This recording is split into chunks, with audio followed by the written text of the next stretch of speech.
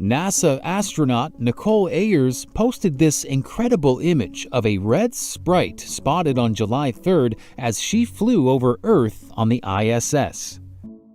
The image features one of the atmosphere's most awe-inspiring phenomena, surrounded by nocturnal storms over North America. The astronaut wrote on X, "Sprites are TLEs, or transient luminous events, that happen above the clouds and are triggered by intense electrical activity in the thunderstorms below." Red sprites aren't uncommon, but they only last for milliseconds, so it's rare to capture them on camera or spot them in the night sky. From New York, I boarded a plane to Boston to find Dr. John Trump of the Massachusetts Institute of Technology. Dr. Trump was now retired from the company he founded, High Voltage Engineering, but he agreed to meet me at the company office the next morning. In the spring of 1943, Dr. Carl T. Compton, who was then president of MIT, asked me to go to New York and examine the effects of Nikola Tesla. These were contained in an upper floor of a warehouse somewhere in New York City.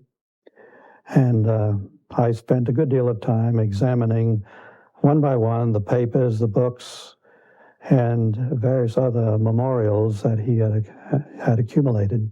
But I was particularly looking for something which would be evidence of a secret weapon, which I was reminded by the agents, the two agents who were present during the entire time, was a matter of concern to the United States.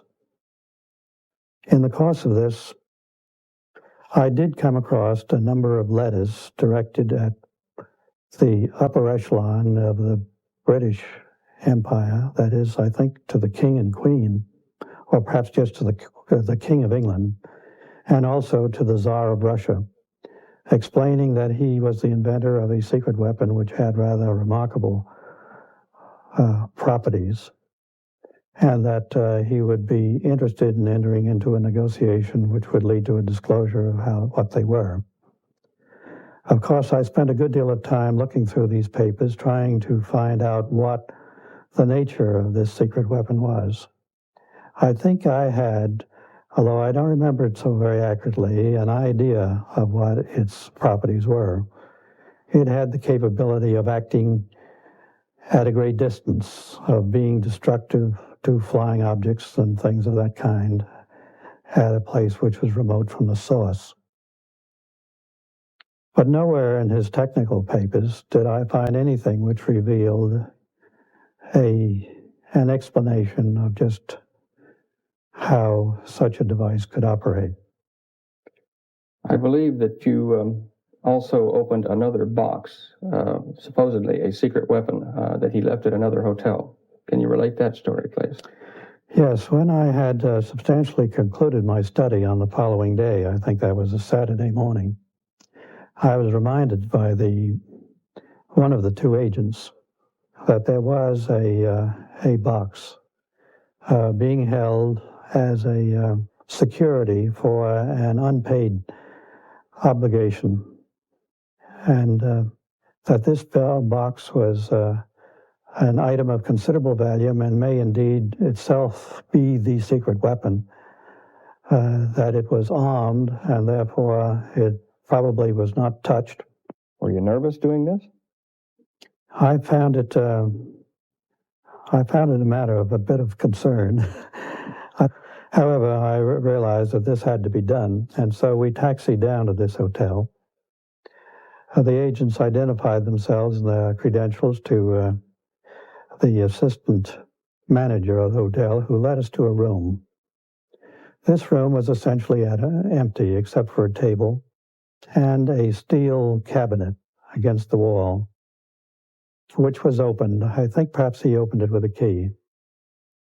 The cabinet itself was empty, except on one of the lower shelves was a package, a box, a rectangular box of ordinary size, which was wrapped in brown wrapping paper.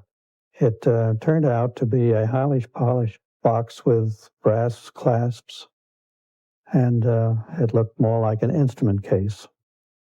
And after waiting a while and listening a while and remembering that it had been there for quite a few years, I think it had actually been there for about 5 years as a security, I opened it.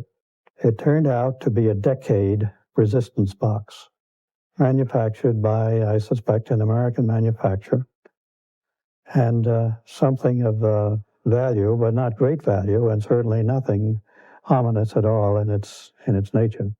So after Dr. Tesla had let the world know of his secret weapon, after he had written letters to the King of England and to the Tsar of Russia, offering them this weapon at a time when both were engaged against the Germans in World War II, no evidence or papers were found which referred to any such secret weapon. My report to Dr. Compton was that I saw no danger in releasing these papers and these relics to his heirs. Miss Musar had arrived too late to know who had opened Dr. Tesla's safe or what had been removed. And Dr. Trump had found nothing which he considered dangerous or a secret weapon. Tesla had been a naturalized American citizen for 54 years, so why were his papers seized by agents of the custodian of alien property? I suspect that governments other than those of the United States, England, and Russia were interested in the inventions of Dr. Tesla. And he doeth great wonders, so that he maketh fire come down from heaven on the earth in the sight of men,